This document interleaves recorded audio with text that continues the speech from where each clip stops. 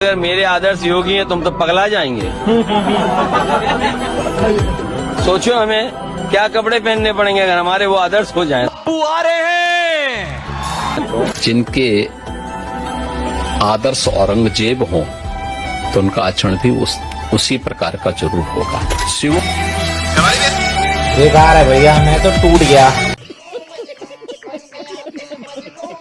जितनी बेशर्म सरकार हेमंत सोरेन की हो गई है उसमें नीलम मिश्रा जी जैसा ही प्रवक्ता चाहिए। कोविड के समय में हम लोग वर्क फ्रॉम होम करते थे। ये जो तिलचट्टा पार्टी है इसने एक नया मॉडल क्रिएट किया है प्रोटेस्ट का, प्रोटेस्ट फ्रॉम होम।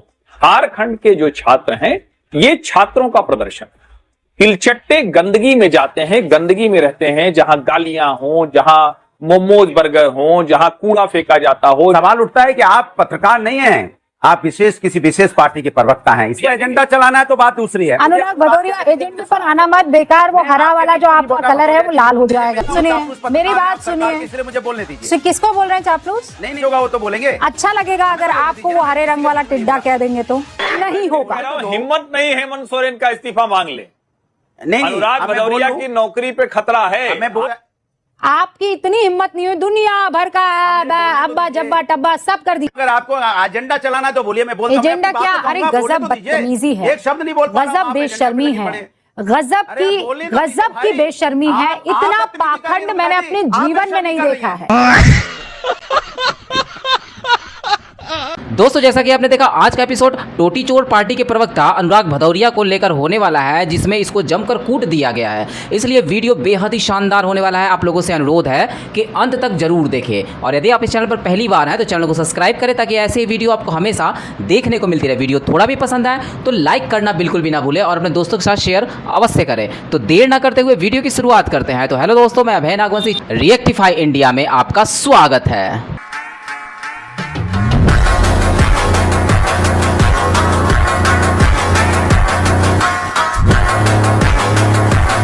जी सबसे पहले तो ये कि जितनी बेशर्म सरकार हेमंत सोरेन की हो गई है उसमें नीलम मिश्रा जी जैसा ही प्रवक्ता चाहिए, क्योंकि उसके बाद और कोई बचा नहीं सकता है।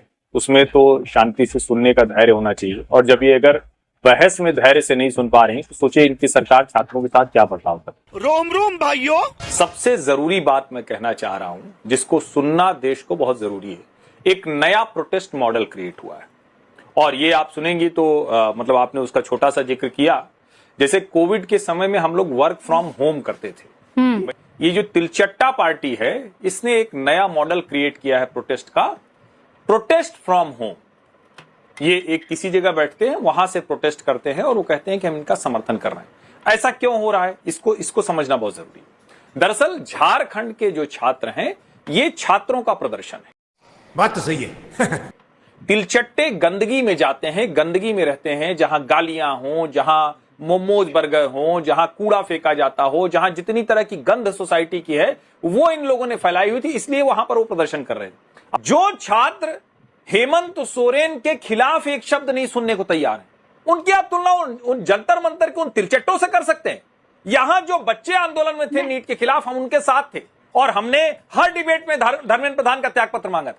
क्या आज वो लोग हेमंत सोरेन का त्यागपत्र मांग सकते हैं जो धर्मेंद्र प्रधान का त्यागपत्र अभी पूछ लेते ना अनुराग भदौरिया जी। मांग रहा था और आज भी मांग रहा हूं। जितना चीख पुकार के और जितना सीना ठोक के आप धर्मेंद्र प्रधान का इस्तीफा मांग रहे थे, हेमंत सोरेन का त्यागपत्र मांग। क्या ये बड़ी अच्छी बात कही आप। देखिए सवाल ये उठता है कि अभी पत्रकार महोदय कह रहे थे इतनी बेशर्म सरकार, लेकिन हिम्मत और हैसियत औकात नहीं हो पाई थी कि दिल्ली सरकार को बेशर्म बोल देते, जिसने पैलेट गन चलाई थी, जिन्होंने सर फोड़ दिया था, जिन्होंने आंख फोड़ दी थी, जहां AK-47 चला था। बोलते हिम्मत से बेशर्म सरकार, मैं आपके साथ में हाँ मिलाता। डिप्रेशन। सवाल उठता है कि आप पत्रकार नहीं हैं, आप किसी विशेष पार्टी के प्रवक्ता हैं। इसलिए हम तो डंके की चोट पे कहते हैं कि जो वहां पे जिस तरह की लाठी चली है रांची के अंदर में नहीं चलनी चाहिए छात्रों के ऊपर में। छात्र चाहे जंतर मंत्र का हो, वो तो छात्र चाहे रांची का हो, मैं कह रही हूँ आप उतनी हिम्मत के साथ कहिए हेमंत सोरेन इस्तीफा दे। अगर आपको देखिए, अगर बोलिए ना, आपको एजेंडा चलाना है तो बात दूसरी है। अनुराग भदौरिया, एजेंडे पर आना मत, बेकार। वो हरा वाला जो आपका कलर है वो लाल हो जाए। एजेंडे की बात कीजिएगा मत मेरे साथ। आप चापलूस हैं, मैं सरकार की, बिल्कुल- इसलिए आप चुप रहिए, मुझे बोलने दीजिए। सुनिए मेरी बात, सुनिए मेरी बात सुनिए, इसलिए मुझे बोलने दीजिए। किसको बोल रहे हैं चापलूस? नहीं अब बोल। आप मुझे बोलने नहीं देंगे तो फायदा क्या है? किसको बोल रहे हैं चापलूस? हर्षवर्धन त्रिपाठी जी क्या है? ये हर्षवर्धन त्रिपाठी जी क्या है? चापलूस नहीं तो क्या है ये?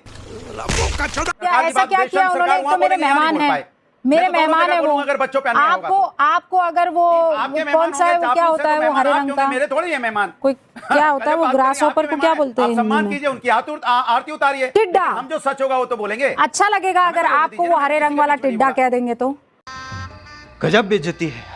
ये जिस तरीके की शब्दावली का आप इस्तेमाल कर रहे हैं, अच्छा लगेगा। चापलूस हैं, साफ नहीं ये सब नहीं। Anurag Bhadauria, at least not in my show. और आप इस तरीके की शब्दावली का प्रयोग नहीं करेंगे। आपको जितनी बातें करनी है कीजिए, पर्सनल अटैक करके यहाँ पर डिबेट नहीं होगा। हिम्मत नहीं हेमंत सोरेन का इस्तीफा मांग ले। नहीं, अनुराग भदौरिया की नौकरी पे खतरा है। मैं बोलूं अपनी बात, मैं जानता हूं गया है। चापलूस हैं, बोलने दीजिए। ये फिर बेशर्म वापस- सरकार बोल रहे थे, इसीलिए मैंने इनको टोका कि बेशर्म सरकार यहाँ नहीं बोल पाई, इसलिए मैंने इनको अच्छा ठीक है। आप इंडिया गठबंधन के, आप अपनी पार्टी के चापलूस नहीं है, मैं जानती हूँ। आज आप हेमंत सोरेन का इस्तीफा मांग लीजिए। नहीं, आज वहां पे अगर इस तरह की घटना पैलेट गन चली होती, किसी बच्चे की आंख फूट जाए, किसी बच्चे के हाथ पैर टूट जाए, किसी बच्चे को वहां कील कांटी से मार दिया जाए, बिल्कुल मैं आवाज उठाऊंगा, ऐसा नहीं है। लेकिन अगर कोई प्रदर्शन वहां पे हो रहा है, मैं ये सही कह रहे थे, वहां के जो बच्चे थे कितनी शांतिपूर्वक प्रदर्शन कर रहे हैं रांची में। यहां भारतीय जनता पार्टी के जो पीछे से इनकी सरकार में यहां पत्थर पहुंच गए। कैसे पत्थर पहुंच गए? तो मैं पूछना चाहता हूं, जंतर मंतर पे इन्होंने इलाकों को कैसे सैनिटाइज किया था? जहां बच्चे बैठे वहां पुलिस सिस्टम का फेल हो जाए, इंटेलिजेंस डिपार्टमेंट फेल हो जाए, इनका आईबी डिपार्टमेंट फेल हो जाए और वहां पत्थर पहुंच जाए, पत्थर चल जाए, इसके मतलब ये जानबूझ के करवाने वाली घटना हो सकती है या इनकी सरकार फेलियर है जो पत्थर पहुंच गए। रांची में देखिए, कोई पत्थर चला, कोई पत्थर तो फिर पहुंचा, क्यों लाठी मारी? जो भारी मिस्टेक हो गया सर। सामाजिक लाठी क्यों मारी? उनके मांग ले। आपको लगता है आपकी इतनी हिम्मत नहीं हुई, दुनिया भर का अब्बा जब्बा टब्बा सब कर दिया, लेकिन ये नहीं कह पाए। सवाल उठता है, मैं अपनी बात कह लूं, अगर आपको एजेंडा चलाना तो बोलिए, मैं बोलता हूं। एजेंडा क्या? अरे गजब बदतमीजी है, एक शब्द नहीं बोल पा रहा हूं, गजब आप बेशर्मी एजेंडा है, पे गजब की बेशर्मी है। इतना पाखंड मैंने अपने जीवन में नहीं देखा है। आप मुझे बोलने आवाज बंद कीजिए इनकी। इतना पाखंड मैंने अपने जीवन में नहीं देखा है। इतनी हिम्मत नहीं है इस आदमी की कि ये इस्तीफा मांग ले वहां के मुख्यमंत्री का, क्योंकि शिक्षा मंत्री कोई और नहीं, वही प्रभु हैं। हमारे यहाँ ऐसा ही होता है। इतनी हिम्मत नहीं है इस आदमी में। ये तो आप लोगों का चाल चरित्र और चेहरा है। मैं फिर कह रही हूं, मैंने धर्मेंद्र प्रधान का तब भी इस्तीफा मांगा जब नीट का पेपर लीक हो गया था। 12 मई को मैं वाहिद वो एंकर थी और यहां मैं एजेंडा नहीं चला रही हूं। आप जैसे धूर्त लोगों को एक्सपोज कर रही हूं, आप जैसे पाखंडियों को एक्सपोज कर रही हूं। पाखंड की पराकाष्ठा है आप लोग। हिम्मत नहीं है, मुंह में दही जम गया है इस आदमी के कि एक बार शिक्षा मंत्री के वहां का इस्तीफा मांग ले, नहीं मांग पाएगा। सही पकड़े हैं। धूर्तता की हद होती है किसी चीज में। इस्तीफा देना चाहिए कि नहीं? सबको दे देना चाहिए। मैं तो कहता हूँ हेमंत सोरेन को दे देना चाहिए, मोदी जी को दे देना चाहिए, राष्ट्रपति को दे देना चाहिए, किसी से भी कुछ भी मांग लो। आप भी अपनी बेवकूफी से थोड़ा इस्तीफा दे दीजिए ना। हद कर रहे हैं आप। यहाँ मोदी कहाँ से आ गए? धर्मेंद्र प्रधान ने इस्तीफा दिया कि नहीं दिया? निखिल भाई गजब कर रहे हैं आप। घंटा इंटरव्यू चला लिया बीजेपी के नेता का, फिर उसके बाद बीजेपी के विचारक और बीजेपी के नेताओं को आपने 15 मिनट बोलने को दिया। मैं ये कह रही हूँ, झारखंड की बात हो रही है तो यहाँ मोदी का इस्तीफा आपको क्यों चाहिए? क्योंकि मैं चूतिया हूँ, मेरा दिमाग चूतिया है। बोलिए ना हेमंत सोरेन के इस्तीफे के बारे में। रूबिका लियाकत जी बोलने तो दीजिए, आप क्यों इतना गुस्सा कर रही हैं? बिकॉज यू गाइस आराम से। इतना पाखंड मैंने अपने जीवन में नहीं देखा है प्रभु, जितने पाखंडी आप लोग कर रही हैं। रुकिए रूबिका, इतना पाखंड कहाँ से लेकर आते हैं आप लोग? छात्रों का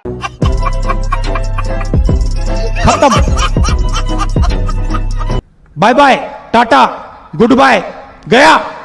दोस्तों तो कैसी लगी आज की वीडियो हमें कमेंट बॉक्स में रिप्लाई करना बिल्कुल भी ना भूले। और आप हमारे चैनल पर कहां से जुड़े हैं हमें कमेंट बॉक्स में जरूर बताएं। वीडियो अंत तक देखा तो उम्मीद करता हूं कि पसंद तो जरूर आई होगी, इसलिए लाइक करें और अपने दोस्तों के साथ शेयर करना बिल्कुल भी ना भूले। तो मिलते हैं आने वाले नए वीडियो के साथ, तब तक के लिए जय हिंद, जय भारत, वंदे मातरम।